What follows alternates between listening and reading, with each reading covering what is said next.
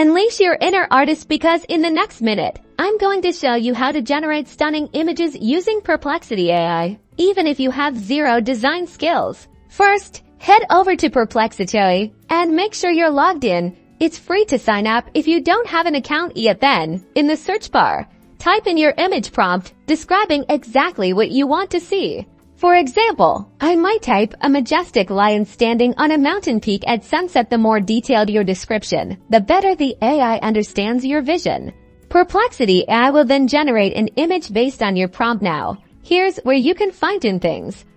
Look for options to adjust the style, aspect ratio, and even add negative prompts to exclude unwanted elements. Say you don't want any other animals in the image, you can have that as a negative prompt. Experiment with different parameters until you get the perfect visual. You can use this to create eye-catching visuals for your social media, blog posts, presentations, or really any creative project you can imagine. The possibilities are endless. And that's it. A quick and easy way to generate images using Perplexity AI. Give it a try and let me know what amazing creations you come up with in the comments below. Don't forget to like, subscribe, and use the hashtags #PerplexityAI, #image generation for more AI tips and tricks.